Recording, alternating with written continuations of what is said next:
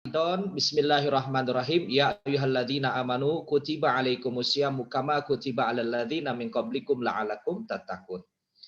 Alhamdulillahirabbil alamin, bersyukur kepada Allah Subhanahu wa taala atas segala nikmat yang diberikan kepada kita, nikmat iman, nikmat Islam, juga nikmat kesehatan, serta nikmat pada hari ini kita diberikan kesempatan oleh Allah di hari ke-8 menjelang ke-9 nanti.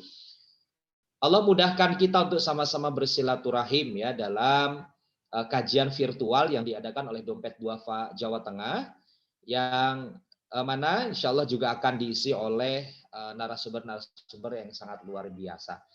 Salawat serta salam semoga selalu tercurah kepada junjungan Nabi besar kita Nabi Muhammad SAW, para ahli keluarganya, para sahabat-sahabatnya, dan semoga kita semua termasuk bagian dari umat Rasulullah yang nanti di yaumul akhir akan mendapatkan syafaat. Amin ya rabbal alamin. Baik, para apa nih ya? Kayaknya ada juga yang belum nikah nih ya, tapi nggak apa-apa ya. Saya lihat nih ada Mas Reza ya, Nazifudi ya, Ubaidillah ya, dan yang lainnya ya. Mudah-mudahan sudah nikah semua. Tapi walaupun belum nikah, ya minimal kita tahu ya ilmu tentang keluarga, ilmu tentang keluarga ideal ya. Bagaimana di dalam keilmuan ini bisa menjadi bekal kita untuk mempersiapkan menjadikan keluarga yang sakinah mawaddah warahmah ya. Amin ya rabbal alamin. Baik, ini saya akan share screen. Iya.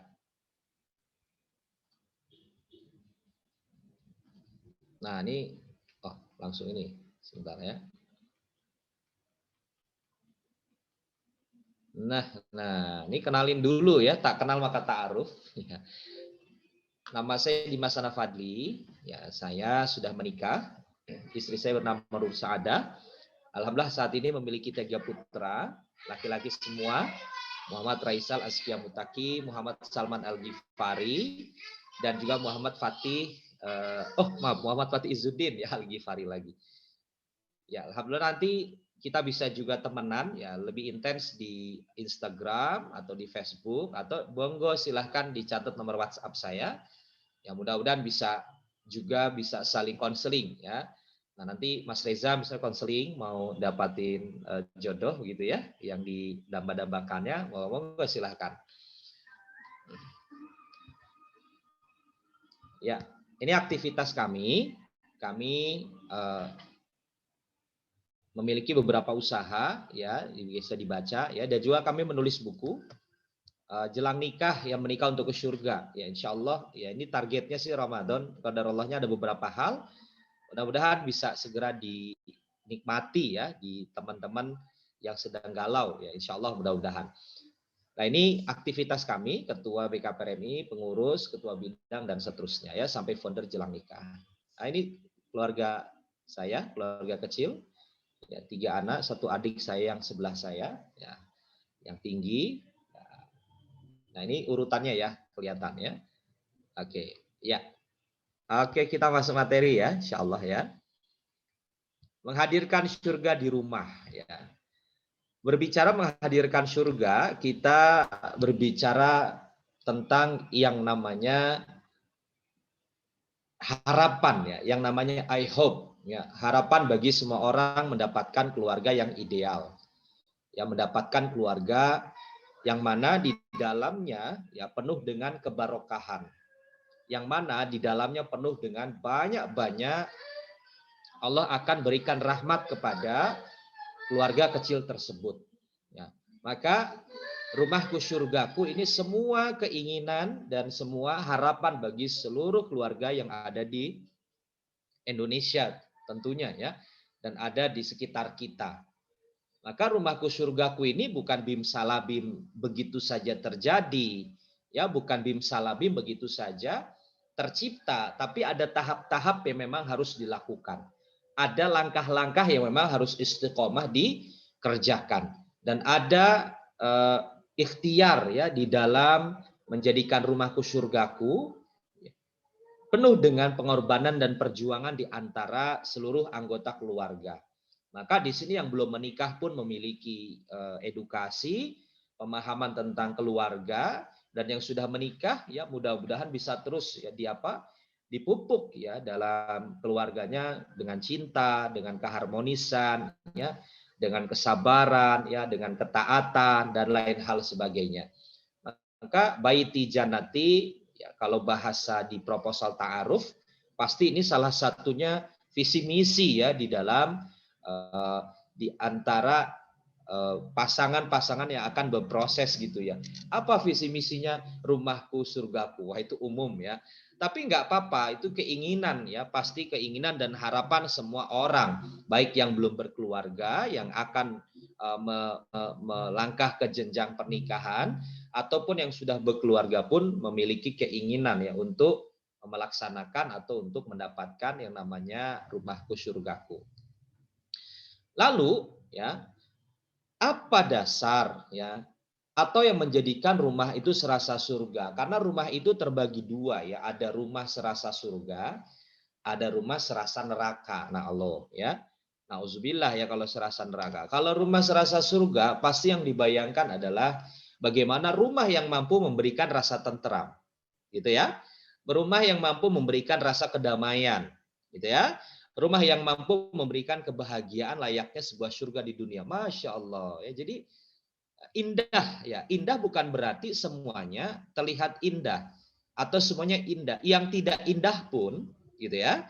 Yang tidak indah pun tapi karena di dalamnya memiliki rasa syukur, kebahagiaan, terus juga memiliki rasa kedamaian sehingga yang tidak indah, ujian yang ada dalam keluarga pun akan terlihat indah. Kenapa? Karena di dalamnya diliputi dengan rasa kesyukuran.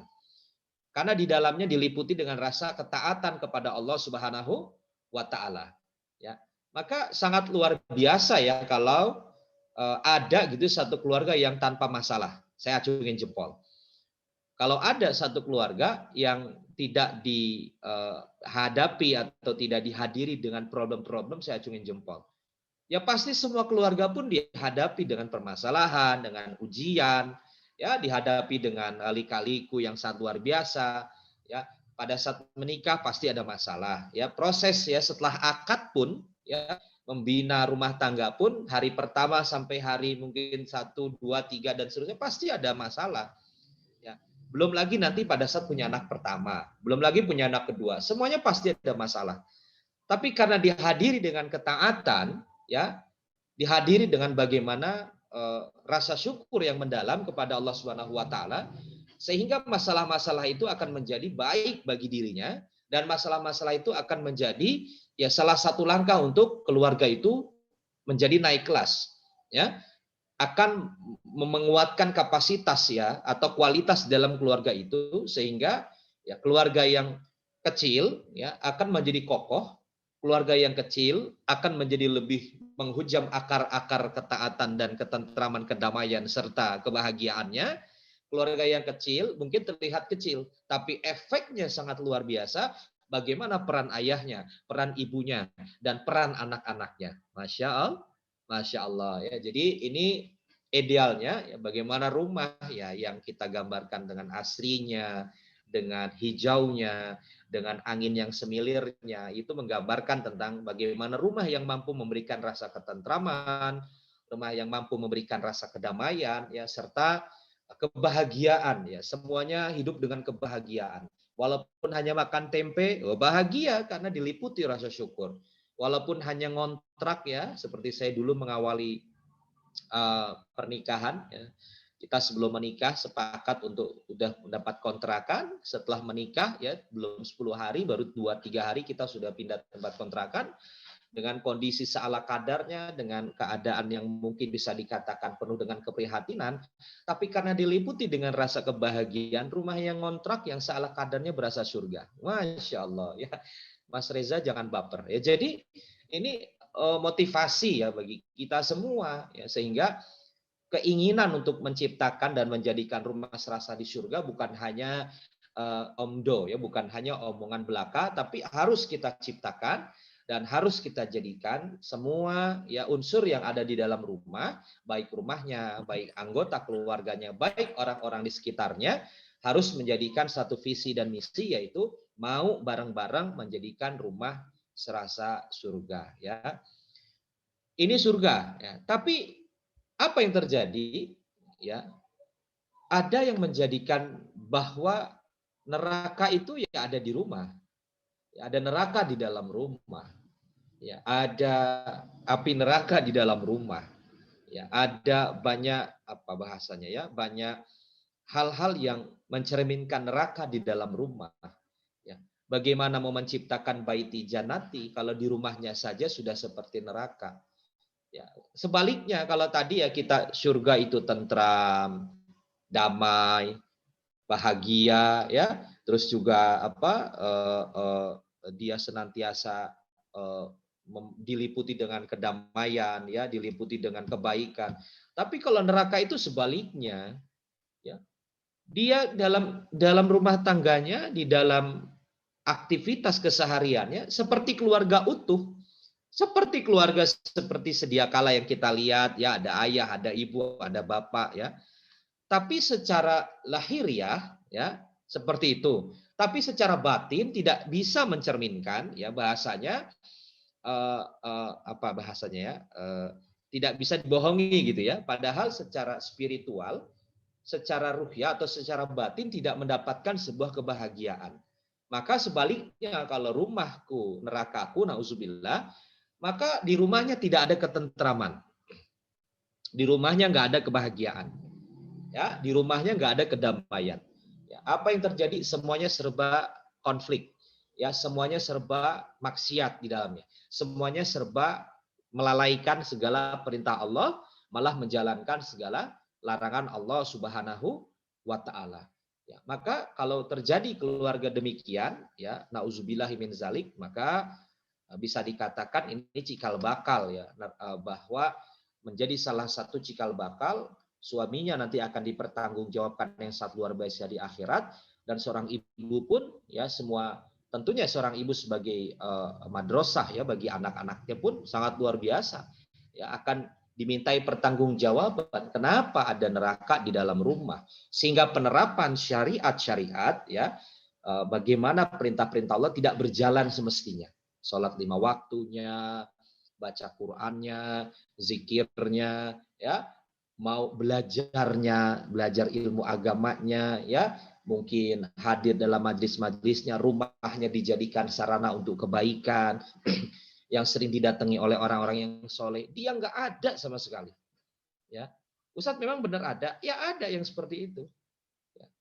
Ya, tapi secara zuhir kelihatan seperti keluarga bahagia, ya, seperti keluarga apa adanya. Tapi secara batin, ya, dan secara ruhiyah, ya, secara spiritual tidak jauh daripada harapan tentang bagaimana mendapatkan kebahagiaan untuk menuju surga di dalam rumahnya. Nauzubillahi min dzalik. Maka kalau ada surga, ya, dari ada neraka, ya, maka ya bagi yang belum menikah, ya kita sedikit menarik ke belakang. Maka ya harus mau mengawali dengan proses ta'aruf. Ya, ta'aruf ini perkenalan ya. Perkenalan untuk apa? Untuk melihat ya sejauh mana si calon kita itu ya kan bahasa Rasulullah ini memberikan gambaran untuk strategi memilih jodoh ya Mbak Putri ya. Ada cantiknya, ada hartanya, ada nasabnya dan ada agamanya. Kalau kita hanya pilih cantiknya, oke bisa, tapi ada batasnya, ada selesainya. Kita milih hartanya, ada kapasitasnya, milih nasabnya pun sama. Tapi kalau milih agamanya, ya sehidup sesurga yang dia dapatkan. Di dunianya mendapatkan surga, di akhiratnya pun mendapatkan surga. Ya, jadi proses ta'aruf ini memberikan salah satu langkah ikhtiar untuk kita berusaha ya untuk mendapatkan pasangan yang baik ya di mata Allah tentunya, dan pasti baik juga di mata kita sebagai manusia ya. Ini jangan sampai terlewatkan masa-masa demikian ya. Dan proses ta'aruf itu bagaimana suami atau calon suami dan calon istri itu harus saling bisa memberikan ya komitmen dalam apa? Dalam dirinya menjalankan ya syariat, ya menjalankan perintah Allah ya secara pribadi maupun bagaimana di dalam keluarganya ataupun di dalam rumahnya. Ya ini terjadi ya mungkin di rumah itu seakan-akan ya satu bangunan ya. Tapi secara lahiriah ya suami istri ini bertolak belakang. Lihat tuh berbalik badan kan gambarnya ya. Ini ada yang demikian ya. Satu ketika ada yang istilahnya proses untuk penjajakan. Si suaminya tidak menceritakan tentang keadaan dan kebiasaannya. Lalu diumpetin lah, pokoknya pengen dapat jodoh yang solehah katanya gitu. Lalu satu ketika proses berjalan, undangan sudah disebar, mau fitting baju, si perempuan ini ditugasi oleh ibu mertuanya, belum mertua ya, ibunya si laki-lakinya untuk mengambil sesuatu ke dapur.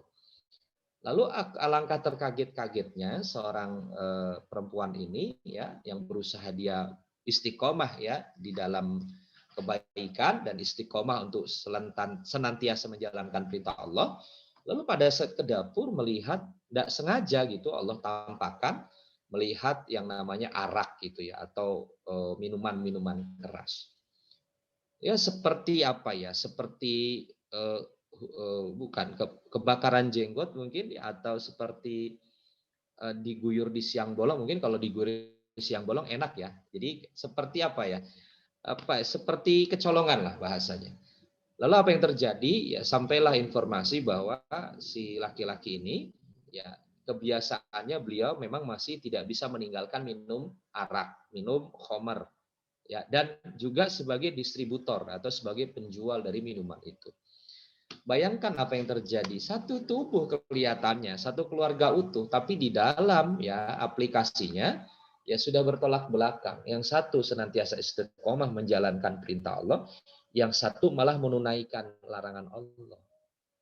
Nah ini kan akhirnya ya caranya mau di dalam rumah bagaimana mau ada surga kalau ada khomer, kalau ada maksiat, ya kalau ada minum-minuman keras. Coba apa yang dijadikan atas nama surga kalau di dalamnya ada bahan-bahan ataupun ada perilaku yang mencerminkan neraka. Naudzubillahi min dzalik. Nah, maka ini menjadi awalan ya untuk kita sedikit membuka wawasan bahwa menghadirkan surga di rumah itu bukan bim salabim, tapi ada proses ya untuk bagaimana menciptakan itu. Ya, maka dalam Quran surah Ar-Rum yang sering kita baca ya, Ar-Rum ayat 21 kan disampaikan bagaimana ada sakinah, mawadah, warahmah. Ya, sakinah di mana ada ketentraman ya, ada kenyamanan ya, merasa ada yang melindungi ya, mawadah, ada cinta ya, dan warahmah, ada rahmat yang Allah berikan kepada diri kita ya atau keluarga ya atau suami atau istri di dalam keluarga itu sendiri. Ini tujuan yang sangat mulia. Maka momentum Ramadan sebenarnya sebagai sarana kita masuk dalam pendidikan, fase pendidikan keluarga juga gitu loh. Di sini ada nggak yang sudah berkeluarga? Mbak Putri mungkin sudah berkeluarga? Mbak Putri sudah? Belum, Ustaz. Ya Allah ya Robbi, ini temanya tentang keluarga loh. Waduh, ya siapa yang sudah berkeluarga siapa? Mas Reza sudah? Oh belum, sampai nggak berani ngeluarin suara ya Mas Reza ya, nggak ngomong belumnya ragu-ragu. Siapa lagi di sini? Ada Mbak Dewi Puspita. Apakah Mbak Dewi sudah berkeluarga? Oh enggak. Sudah berkeluarga Mbak Dewi? Oh enggak ada suaranya. Mas Ardian Iswardana. Assalamualaikum. Waalaikumsalam Ustaz. Masya Allah sehat Mas Ardian. Alhamdulillah sehat Ustaz. Allah, gimana Mas Ardian sudah berkeluarga? Sudah punya istri belum? Alhamdulillah sampai sekarang masih on the way Ustaz. On the way. Wah, emangnya nunggu bis ya on the way? Masih belum ditemukan ini Ustaz.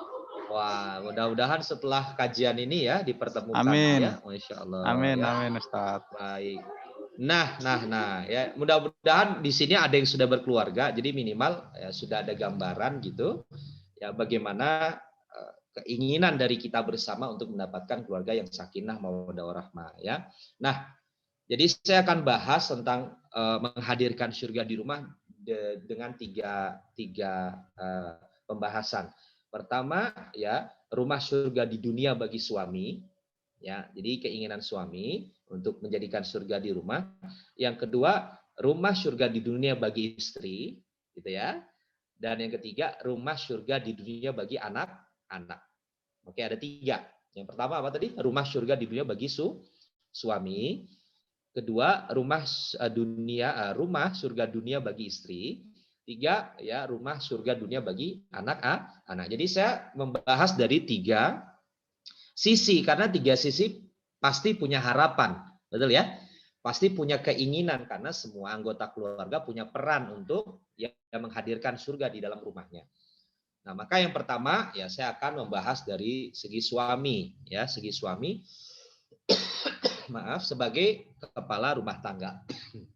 Nah, ini bisa dicatat. Jadi buat yang menjadi calon istri, nah ini biasanya secara umum yang diinginkan oleh seorang suami ini demikian, ya, idealnya. Yang pertama, ya, pasti seorang suami bagaimana ingin mendapatkan surga di dunia, ya, adalah satu, bekerja sama mengerjakan ketaatan. Maksudnya apa? Ya, suami pasti menginginkan di dalam rumahnya bekerja sama seluruh anggota keluarga untuk mengerjakan ketaatan. Ya, di dalam rumah loh ya. Karena kita bicara rumah. Kalau di luar rumah pasti aplikasi yang ada di dalam rumah. Misalnya di luar rumah baik, pasti di dalam pun baik di dalam rumahnya.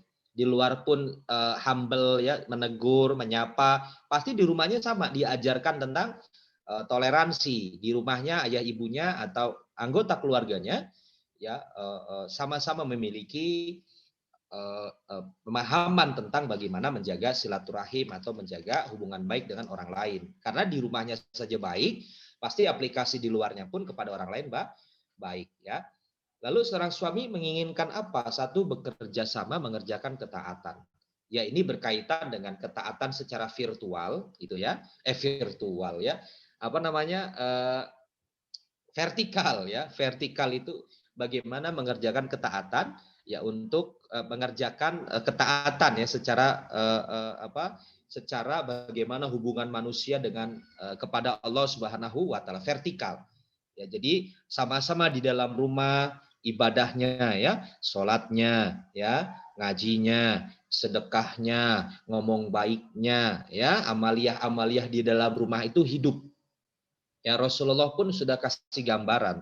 Ya, kalau mau lihat rumah kayak kuburan, kata Rasulullah, ya, mau lihat tuh rumah yang jarang di ngajiin, rumah yang jarang dibacakan Quran, rumah yang jarang ya sering dilafazkan ya bagaimana ayat-ayat Allah ya, bagaimana jarang sekali dalam rumah itu mengingat Allah Subhanahu wa taala. Maka seorang suami pun menginginkan keinginan ya, bekerja sama semua anggota keluarga dalam mengerjakan ketaatan. Kedua, menciptakan suasana rumah yang nyaman. Di sini ada peran seorang istri, ada peran seorang anak.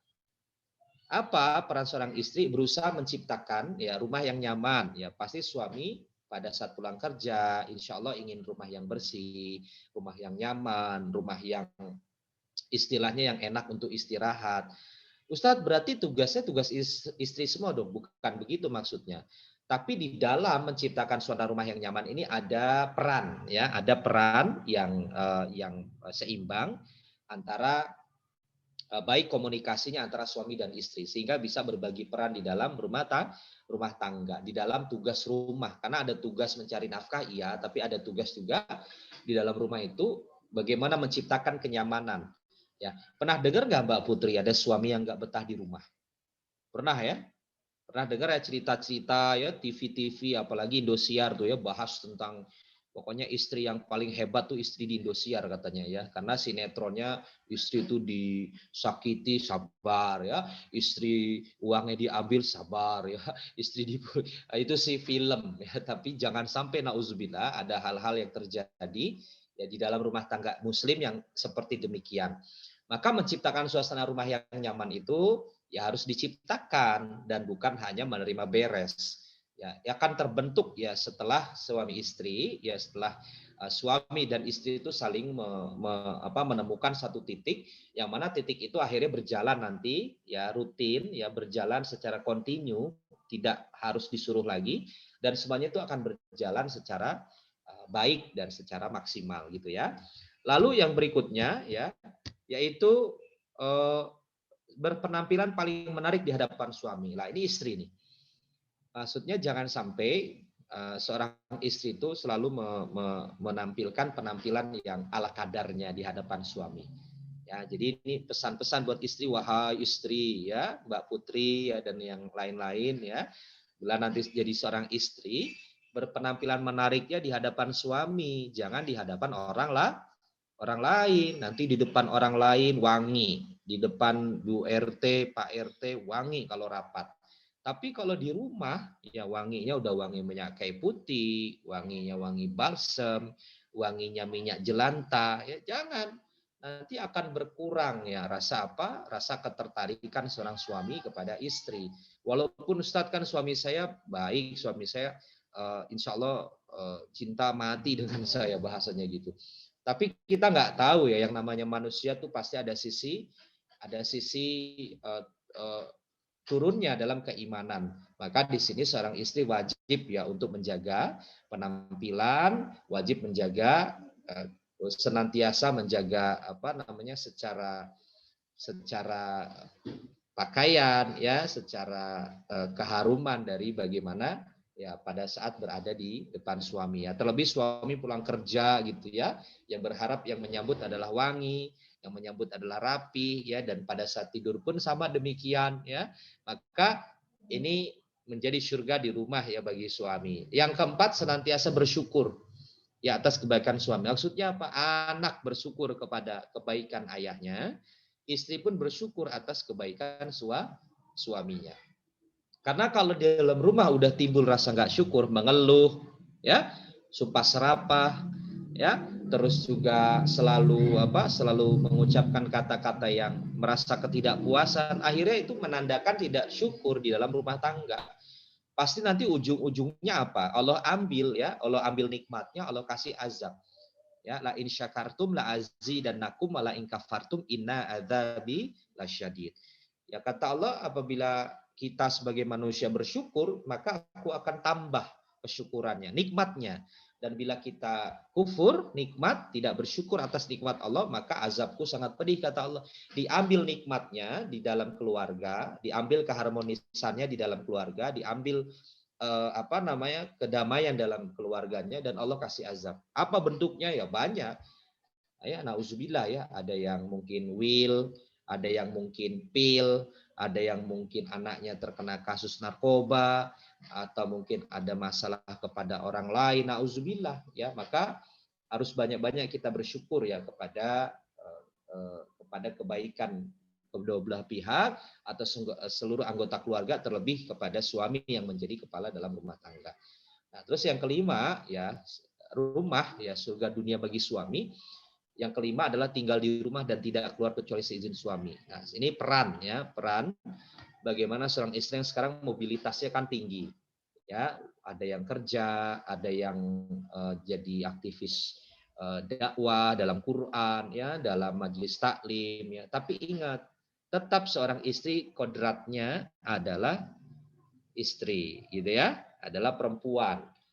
Dan bagaimana ketaatan kepada suami diantaranya adalah meminta izin ya pada saat beraktivitas, menyampaikan ya, istri setuju nggak, suami setuju nggak ya atas apa yang akan dilakukan istrinya dalam beraktivitas. Kalau setuju, alhamdulillah, ridha Allah akan menyertai. Kemudahan Allah akan menyertai istrinya bila diridhoi oleh suami. Kebaikan-kebaikan akan menyertai istrinya pada saat melakukan aktivitas itu. Kemudahan, kesuksesan, kelancaran akan menyertai. Karena apa? Karena suaminya ridho. Apapun itu.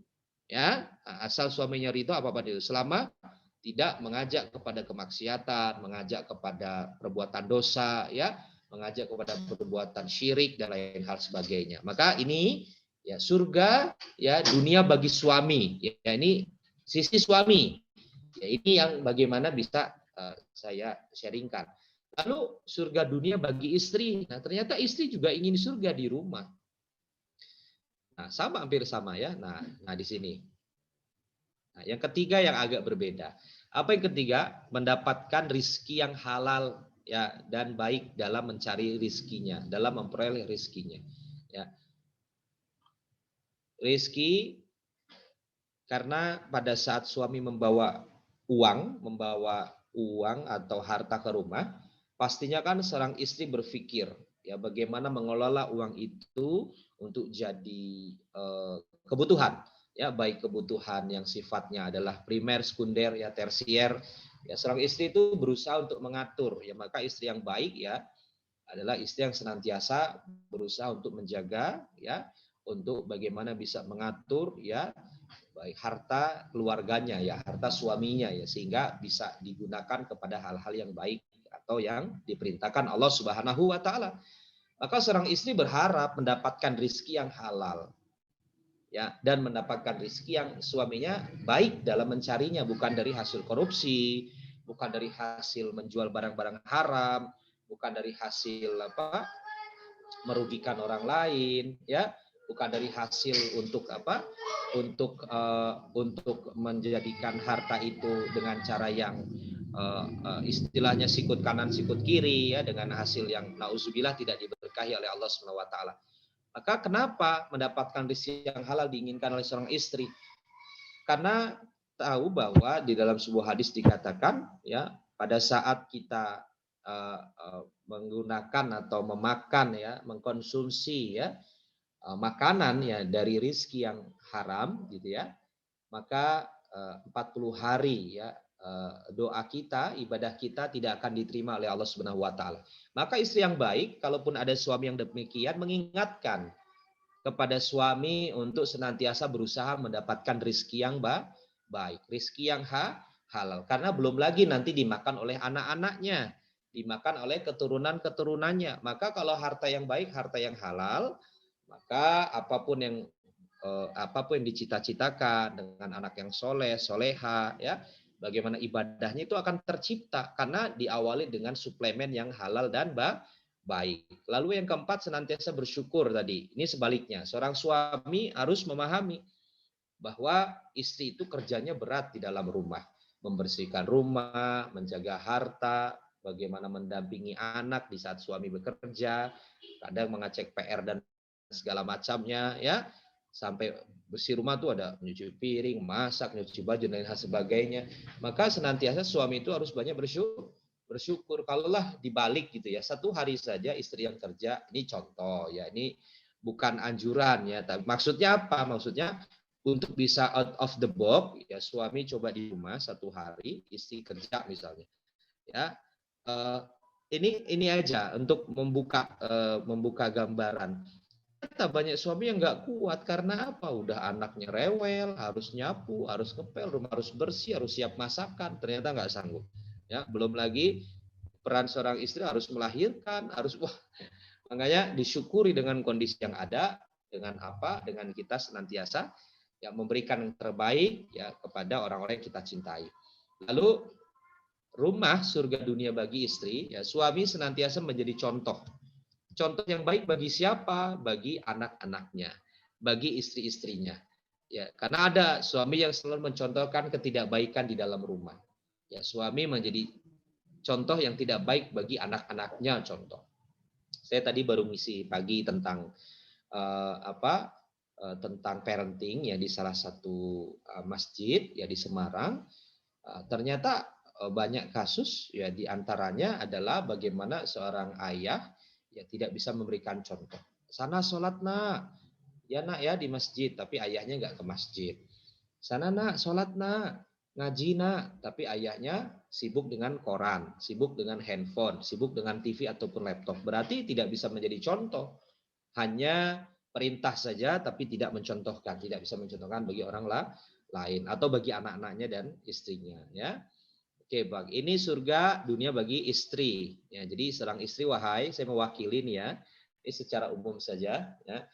Bekerja sama dengan ketaatan ini kan Rasulullah bagaimana mencontohkan kepada Sayyidatina Khadijah, ya, terus juga Sayyidatina Aisyah, ya, dan juga Allah juga menyampaikan di dalam firman-Nya, ya, bagaimana di dalam Quran kita diperintahkan untuk membangunkan istri, ya, membangun malam, ya, bila tidak bisa kita percikan, ya, dengan kasih sayang, ya, karena bekerja sama dalam ketaatan, nggak mau suaminya hanya yang sergap dalam ketaatan, tapi mengajak istrinya untuk terlibat, tapi mengajak anaknya pun untuk terlibat. Masya Allah, ya. Nah, ini rumah surga dunia bagi anak-anak. Satu apa? Satu menjadikan rumah sebagai madrasah pertama. Madrasah itu apa? Sekolah. Dia dapat sekolah di rumah, ya. Tapi juga ada sekolah yang luar biasa, yang real, yaitu sekolah di rumah, sekolah di pendidikan di sekolah dapat, tapi ada yang dia harapkan pendidikan di dalam rumah. Bagaimana peran seorang ayah dan ibu dalam, ya, mengcombine, ya, dalam berkolaborasi untuk pendidikan bagi anak-anaknya di rumah. Tadi sudah disampaikan, ya, yang poin surga bagi ayah bagi ibu adalah bisa menjadikan contoh. Itu pun bagian dari madrasah. Ya, madrasah. Nah, di Ramadan ini kan madrasah kehidupan. Ayah mencontohkan puasa, ayah mencontohkan tarawih, ayah mencontohkan ngaji, ibu mencontohkan sedekah, ibu mencontohkan maksimal menyiapkan buka puasa, ya, kita sedang tidur, ibu sudah menyiapkan. Itu sebenarnya pendidikan bagi anak-anaknya. Belum nanti amaliah-amaliah yang lelekan di rumah, bersolawat, ya, kan terdengar, oh, ayah sedang bersolawat, ya, maka di rumah ini menjadi madrasah. Karena apa? Karena anak-anak itu, ya, bagaikan kanvas yang masih putih. Dia akan memunculkan coretan hitam. Hitam itu bagaimana hasil dari didikan orang tuanya. Kalau orang tuanya tidak bisa mendidik, ya, dengan baik, ya, tidak bisa menjadikan rumah sebagai madrasah, maka tinta hitam itu terus akan menutupi hal yang putih tadi. Hitam-hitam jadi gelap. Hitam-hitam jadi sulit. Makanya banyak anak yang notabene sekarang, Ustadz, anak saya susah banget, ya, diajak sholat. Jangan nanya sekarangnya, pertamanya gimana peran seorang ayah untuk mengajak anak sholat, kan begitu. Maka, ya, harus mau untuk menjadikan keluarga atau rumah sebagai sarana pendidikan yang pertama bagi anak, ya, karena sekolah cuma berapa jam sih, apalagi sekarang virtual, semuanya serba di rumah, betul, ya. Maka di situ peran seorang ibu dan ayah, wah, harus berputar otak bahasannya untuk menjadikan rumah itu nyaman bagi anak-anaknya dan dia bisa mendapatkan madrasah yang sangat luar biasa, pendidikan yang sangat luar biasa, dan itu menjadikan anak-anak akan semakin dekat dengan Allah, dekat dengan orang tuanya, ya, dekat dengan keluarganya, dan dekat dengan sesamanya. Berikutnya apa? Adalah rumah surga dunia bagi anak adalah menjadikan rumah sebagai benteng yang senantiasa, ya, siap untuk apa? Siap untuk melindungi, ya, melindungi siapa? Melindungi keluarga dari pengaruh di luar sana. Jadi rumah itu sebagai mesin cuci ayah-ayahnya. Mungkin dia di luar dapat noda hitam, di luar dapat noda merah, di luar dapat noda hijau. Pas di rumah di clean, ya, di clean, dibersihkan, di laundry. Siapa yang ngelondri? Ayah ibunya. Ya, ayah ibunya nih memberikan madrasah tadi untuk, ya, anak-anaknya bukan semakin mengikuti pengaruh buruk dari luar, tapi semakin, ya, kembali kepada didikan orang tuanya yang senantiasa mendampingi. Karena pengaruhnya luar biasa, ada pengaruh teman, ya, ada pengaruh, ya, lingkungan tuh, ya, kalau di luar rumah, ya, teman nongkrongnya, ya, teman hangout-nya, dan lain hal sebagainya. Maka di rumah harus siap-siap menjadi orang tua yang bisa membersihkan segala noda-noda yang ada di dalam diri dari anak-anak, ya, dari pakaiannya, ya, pakaian secara pengaruh, ya, dari luar yang tidak baik dibersihkan, di dalam rumah menjadi baik.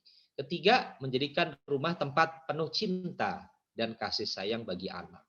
Ya, nah, cinta dan kasih sayang bagi anak itu, ingat, cinta dan kasih sayang, bukan hanya cinta loh, ya, cinta dan kasih sayang, ya, atau istilahnya kasih sayang, ya, kasih, ya.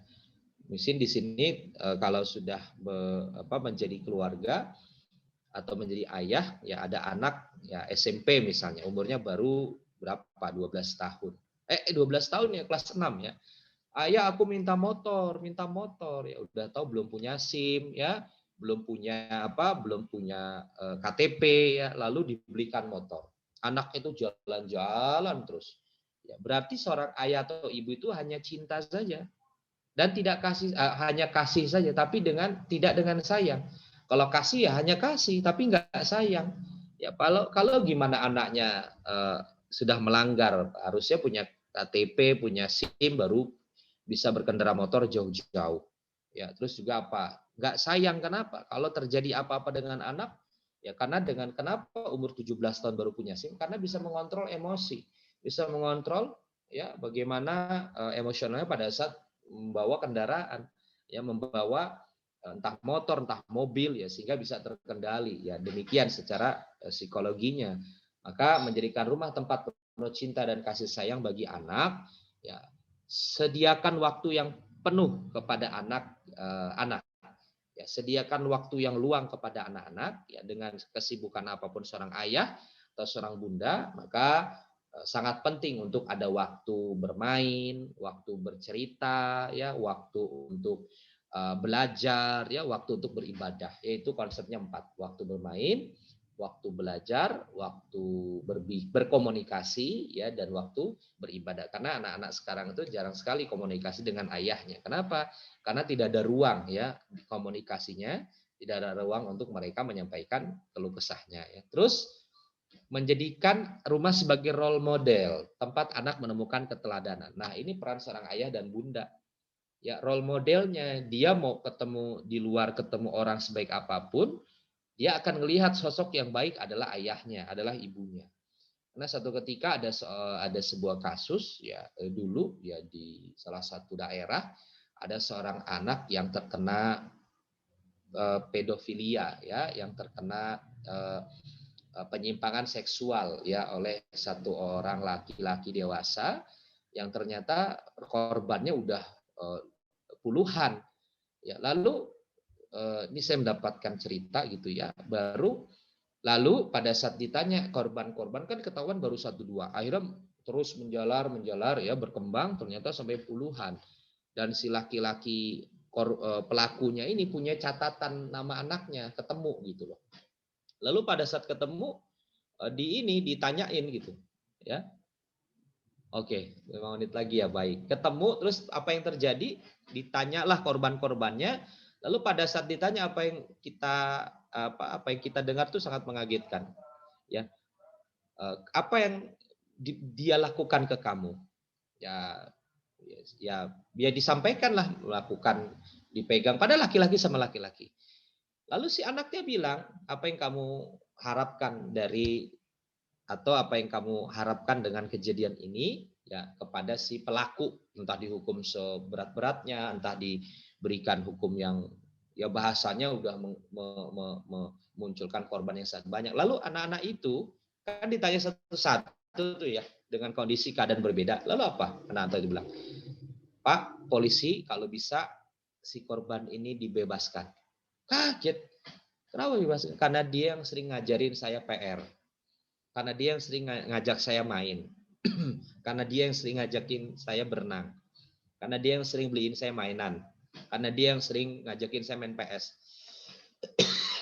Jawaban itu dari berbeda-beda korban yang ditanya. Jadi bukan satu orang saja. Terkaget-kaget bahwa dia lebih senang dengan figur si pelaku yang telah melakukan penyimpangan seksual kepada dirinya ya, daripada sosok seorang ayah. Maka di sini rumah menjadi role model bagi anak yang menemukan keteladanan terutama bagi seorang ayah. Lalu yang berikutnya ya. Oh sudah ya. Oke, 5 terakhir. Rumah dijadikan sebagai sumber ilmu ya. Jadi di rumah itu bagaimana banyak peluang-peluang yang diberikan kepada anak ya sebagai sumber ilmu pengetahuan yang sifatnya secara figur seorang ayah ataupun fasilitas-fasilitas yang diberikan oleh orang tuanya. Ya misalnya buku cerita, ya misalnya ada sound murotal anak, ya disediakan video-video edukasi anak tentang alam. Pokoknya orang tua memberikan fasilitas yang baik, yang sempurna, ya bagi pengetahuan anak-anak ya, yang sifatnya maupun audio, visual, cetak ya, ataupun figur dari seorang ayah maupun bunda ya. Oke, saya rasa demikian. Alhamdulillah pas ya, 5 menit. Mudah-mudahan apa yang kami sampaikan banyak manfaatnya. Wabil khusus bagi yang sudah berkeluarga, yang mudah-mudahan bisa diterapkan dalam kehidupan sehari-hari untuk menjadikan bagaimana bisa menjadikan rumah sebagai surga dan bukan neraka. Dan yang belum menikah minimal menjadi gambaran ya bahwa pasti memiliki keinginan ya mendapatkan keluarga ideal ya, keluarga yang senantiasa menciptakan surga di dalam rumahnya ya. Demikian yang dapat saya sampaikan ya. Wallahul muwaffiq ila aqwamit thoriq. Wassalamualaikum warahmatullahi wabarakatuh. Waalaikumsalam warahmatullahi wabarakatuh. Jazakallah khair Ustadz Dimas atas paparan materinya di sore hari ini, ngomongin masalah ini ya, menghadirkan surga dalam keluarga. Nah ini mungkin dari teman-teman semuanya yang ada di forum ada pertanyaan yang mungkin ingin disampaikan, bisa menyampaikan langsung di open mic atau via chat nih teman-teman. Dari teman-teman ada nggak nih? Kira-kira ada enggak? Dipersilakan untuk teman-teman. Ini ada yang dari IAIN Pontianak ya, Masya Allah. Pontianak. Iya, Ada yang dari Hijabers Mom Community. Masya Allah. Ada HMC juga, Bunda Nining Aidil. Oh, barakallahu fiik ya, Masya Allah HMC ya. Nah, Masya Allah luar biasa ya. Monggo, ada yang mau ditanyakan? Izin bertanya, Ustadz. Alhamdulillah akhirnya ya, Masya Allah. Monggo silahkan. Ya, ini apa namanya? Saya mau menanyakan Ustadz, ini kan kebetulan saya belum menikah, cuman saya berandai-andai Ustadz. Jadi apa di dalam rumah tangga itu kan biasanya tidak serta-merta hanya suami dan istri saja. Nah, kan seringkali biasanya kita masih ikut mertua atau karena mertua yang sudah renta dan tua itu ikut ke dalam rumah tangga anaknya. Nah, itu kan biasanya kan apa namanya yang saya amati sering terjadi ketersinggungan Ustadz. Nah, agar hal-hal tersebut yang tidak diinginkan bisa diredam, itu kira-kira dari Ustadz Dimas ada tips-tipsnya apa enggak? Kalau saya sendiri sebagai laki-laki sih ibaratnya sangat apa namanya sangat males ya Ustadz ya. Kalau misalkan ada mertua yang mungkin boleh dibilang cerewet atau apa namanya ya mendikte seperti itu. Cuman kan mungkin memposisikan diri sebagai menantu juga harus tetap sesuai dengan ajaran Islam. Begitu Ustadz kurang lebihnya. Terima kasih. Baik, ada lagi? Ada lagi sekalian? Satu pertanyaan lagi, ada nggak nih? Oh, di chat coba. Oh, ada nih. Maya Sara Ayunia. Saya izin bertanya, Ustadz, untuk membuat keluarga itu menjadi seindah surga, persiapan apa? Wah, ini masuk pranikah nih. Oke, menarik banget nih. Oke, saya jawab dulu ya. Dari Mas Ardian ya. Ustadz, ya bagaimana dengan kejadian kasus yang tadi disampaikan, adanya keterlibatan selalu mertua ya, padahal Mas Ardian belum menikah, tapi it's okay, nggak apa-apa. Ini sebagai ini aja sebagai bentuk ya peristiwa atau kasus yang banyak terjadi ya. Satu ketika ada yang datang ke saya, terus cerita katanya sih bukan dia. Ya, lalu yang terjadi apa? Ya suami istri ini selalu cekcok ya. Lalu apa yang terjadi? Seorang istri ini merendahkan suaminya. Ya, dengan apa? Pada saat istrinya minta dibelikan handphone, suaminya kan sedang berproses, namanya baru-baru nikah kan semuanya proses ya Mas Ardian ya, kan nggak langsung stabil ekonominya, nggak langsung stabil segala penghasilan dan keadaan kehidupan keluarga barunya ya. Tiba-tiba si istrinya itu bilang minta handphone, dikasih handphone, dibanting depan suaminya. Ya, lalu si istri itu bilang, ini kisah nyata loh ya Allah ya. Jadi keadaan yang terjadi itu ada yang seperti dibanting, lalu si istrinya bilang apa?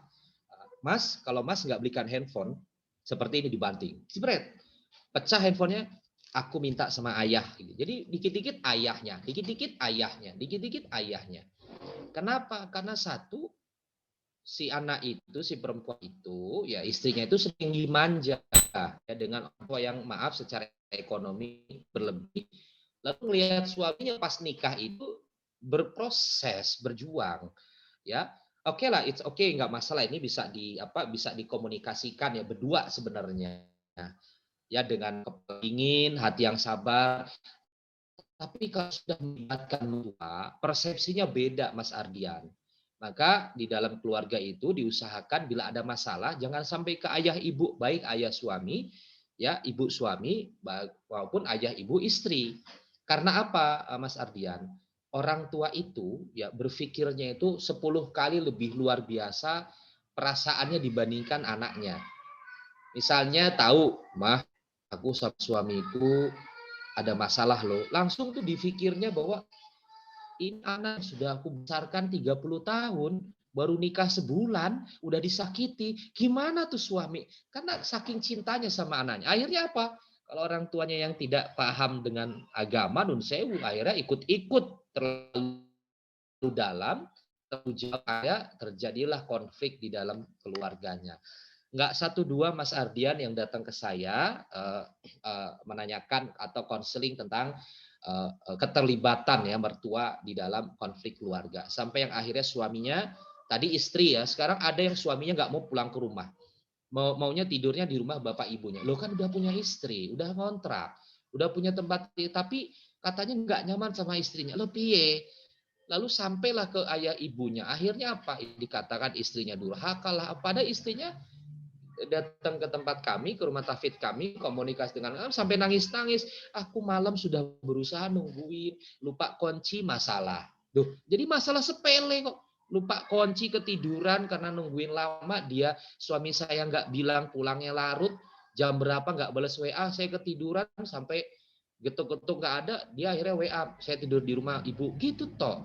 Padahal kalaupun sabar, kalaupun apa, pasti harus ya ada adaptasi ya dalam mengawali. Lalu di rumah sana ditanya sama ayah ibunya, pas suaminya pulang ke rumah, diceritain, ya istriku orangnya tidur terus, orang suruh tunggu. Wah, udah deh. Akhirnya terjadilah persepsi yang sangat jauh ya dari orang tua suaminya kepada istrinya. Akhirnya konflik terus. Ya Allah alam, mudah-mudahan sekarang sih sudah semakin baik ya. Tapi 3 kali Mas Ardian si ibu itu ke sini, masih keluarga baru, belum punya keturunan, sampai istrinya bilang, Ustadz aku tuh pengen anak, Ustadz aku pengen keturunan. Tapi kalau suamiku begini bagaimana coba? Ya Allah, ya kan gimana mau menciptakan surga di rumah? Sentuhan nggak ada. Ucapan sayang cinta kering. Nyuap-nyuapan nggak ada. Ya maaf nih Mas Ardian, bukan bikin baper ya. Tapi memang keadaannya demikian. Karena yang disunahkan Rasulullah dengan bagaimana berinteraksi suami istri kan ada. Maka ya caranya gimana? Ya masuklah ke pertanyaan Maya Sarah Ayunia. Bagaimana Ustadz persiapan? Nah, ini penting nih Mbak Putri, catat juga, Cie. Persiapannya apa? Jadi satu, ya memang harus dimaksimalkan adalah persiapan secara ruqyah. Ya, jadi sebelum menikah itu memang harus memperbaiki ruqyah kita, ibadah kita. Kenapa? Pada saat kita menginginkan jodoh yang baik, pastikan cerminan dari diri kita. Oke, sepakat ya? Jadi jodoh kita tuh cerminan. Jadi pada saat kita ingin mendapatkan jodoh, Mas Ardian katanya andai-andai ya, misalnya 1 tahun ini misalnya pada Ramadan. Semakin kesini Mas Ardian semakin dekat sama Allah. Semakin taat sama Allah. Semakin banyak amaliah-amaliah ya dan juga ibadah-ibadahnya kepada Allah. Maka Allah akan menghadirkan jodoh yang sama dengan Mas Ardian. Kapasitasnya, kalibernya, kalau bahasa kaliber itu senjata kaliber F sekian, maka kita pun harus mempersiapkan berperang dengan kapasitas minimal yang sama. Maka ada istilah gini, apabila kita menjemput jodoh dengan cara yang baik, maka Allah akan menghantarkan jodoh kepada kita dengan cara yang baik juga. Ya, jadi kalau kita berusaha untuk mendapatkan jodoh dengan memaksimalkan kapasitas diri kita menjadi baik, ya, pada saat itu kita ikhtiar, Allah akan menghadirkan jodoh yang kita harapkan pun dengan cara yang baik. Maka ya penting ya Mas Ardian, Mbak Maya Sarah, dan semua pendengar bahwa satu, perkuat atau peningkatan ruqyah. Kedua, ria ruqyah ini spiritual kita ya. Yang kedua apa? Yang kedua adalah penguatan ilmiah, ilmu tentang pernikahan itu. Jadi pada saat harusnya suami istri ngerti, ya jangan sampai ada masalah itu dikit-dikit ke ibu, dikit-dikit ke bapak. Karena edukasi yang kurang, ya pendidikan pranikah yang kurang, akhirnya dikit-dikit ibu, dikit-dikit bapak, dikit-dikit om, dikit-dikit tante. Ya akhirnya ya nggak bisa mereka menjadi keluarga yang dewasa. Betul ya Mbak Putri ya? Gimana mau dewasa kalau dikit-dikit mertua, dikit-dikit orang tua? Gimana bisa menyelesaikan konflik di antara suami istri? Kira-kira bisa dewasa nggak kalau dikit-dikit orang tua, dikit-dikit melibatkan orang tua atau pihak ketiga? Dewasa nggak? Bisa cepat dewasa nggak? Nggak bisa. Kenapa? Karena ya masalah itu ya selalu ditumpahkan ke orang lain. Coba kalau suami istri sabar, saling pegang tangannya. Sayang, aku suamimu minta maaf ya. Mungkin tadi hilaf. Lalu istri masih emosi, wajar. Lalu istri itu gitu. Nggak bisa hari itu cash and carry, hari itu memaafkan. Nggak apa-apa. Biarin aja, ntar baiknya nanti malam ajak makan bakso. Itu kan strategi. Akhirnya ngomong, iya yang, aku juga minta maaf. Aku emosi tadi. Wih, mantap. Cintanya makin bertambah. Dapat deh kapasitas peningkatan kedewasaan dalam keluarganya. Karena bisa menyelesaikan keluarga itu dengan sebaik-baiknya. Maka ya dua, persiapan ilmu. Kalau nggak ada ilmu, ya harus maksimal mencari ilmu. Kalau sudah terlanjur saat saya udah menikah, ya terus baca ilmu-ilmu tentang pranikah, ilmu-ilmu tentang pernikahan. Tiga apa tiga? Ya, adalah persiapan tentang sosial, ya sosial atau kemasyarakatan. Pada saat menikah sudah ngerti bahwa dia punya peran sosial yang tinggi antara suami dan istri. Suami peran sosialnya nanti di pekerjaan, ya di masyarakat, ya di kehidupan yang lebih luas lagi. Seorang istri ya sudah dilihat sebagai ibu dari istri. Misalnya saya punya istri, ya istri saya punya istri, dia memang punya istri ya. Dipanggilnya Bu Dimas gitu. Jadi kan peran sosialnya dikenalnya sebagai Bu Dimas. Lalu apa yang terjadi? Sudah siap akan berperan di masyarakat yang lebih luas, di majelis taklim, di RT, di RW. Dan kita harus siap karena dunia bukan hanya milik kita sendiri, bro. Dunia bukan hanya milik kita berdua, yang lain ngontrak, kita punya hidup di dunia ini kan enggak. Maka harus punya peran sosial ya, istimaiyah, peran sosial yang sangat luar biasa. Semuanya punya peran untuk berbuat baik. Semuanya punya peran untuk memberikan inspirasi. Semuanya punya peran untuk memberikan ya kebaikan bagi orang-orang di sekitarnya ya. Lalu ketiga Mbak Maya Sarah ya adalah banyak-banyak doa ya. Rabbana hablana min azwajina wa dzurriyyatina qurrata a'yun waj'alna lil muttaqina imama ya. Jadi banyak-banyak doa ya. Bahasa Indonesia Ustadz. Ya Allah, ya misalnya, ya Allah berikanlah keluargaku dan jadikanlah keluargaku sakinah, mawaddah warahmah, ya. Anak-anakku anak-anak yang soleh-soleha, suamiku jadi imam yang baik, aku menjadi ibu yang baik, ya. Anak-anakku soleh-soleh. Oh, pokoknya doa, ya. Karena itulah bagaimana sisi dari bersandarnya kita kepada Allah Subhanahu wa taala. Gitu Mas Ardian, ya, dan juga Mbak Maya Sarah. Semoga sedikit memberikan kelegaan ya atas pertanyaan. Kalau kurang puas Ustadz, oke bisa DM, di follow Instagram saya. Wah ini wajib nih, di Dimas Anafadli ya. Nanti habis ini tolong di follow dimas.anafadli. Ya di situ bisa DM-an ya, bisa konseling ya. Karena mungkin di forum tidak semuanya bisa diungkapkan. Karena keterbatasan mungkin ada kerahasiaan ya. Jadi silahkan bisa DM atau dicatat nomor handphone saya. Udah tahu kan ya nomor handphone saya ya? 0856 ya 990 8689. Nah. Oke. Baik. Maghrib ya? Oh, siap-siap. Tapi biasanya ibu-ibu ya demikian persiapan maghrib ya, persiapan berbuka puasa. Terima kasih banyak. Wallahul muwaffiq ila aqwamit thoriq. Wassalamualaikum warahmatullahi wabarakatuh. Waalaikumsalam warahmatullahi wabarakatuh. Jazakumullah khairan Ustaz. Jazakallah khair Sama. Ustaz. Ya. Sama-sama. Nah ini Alhamdulillah. Sebagai penutup ya teman-teman semuanya, alhamdulillah kita sudah menyelenggarakan parade kesehatan keluarga dari pagi sampai sore nih. Nah teman-teman terima kasih atas partisipasinya, terus juga kepada Ustadz Dimas Anafadli, terima kasih jazakallah khair sudah menyempatkan berkenan hadir di forum ini. Kurang lebihnya saya sebagai MC mohon maaf sebesar-besarnya mewakili Dompet Duafa Jawa Tengah. Kemudian juga saya berterima kasih banyak untuk teman-teman atas kehadirannya dari pagi sampai sore tadi ya. Mungkin langsung saja saya akhiri. Semoga hari ini bermanfaat dan bisa diterapkan untuk kehidupan sehari-hari juga. Billahi taufiq wal hidayah wal ridho wal inayah. Wassalamualaikum warahmatullahi wabarakatuh. Jazakallah khair Ustaz. Selamat berbuka semuanya kalau udah waktunya. Terima kasih. Silakan apabila mau meninggalkan forum.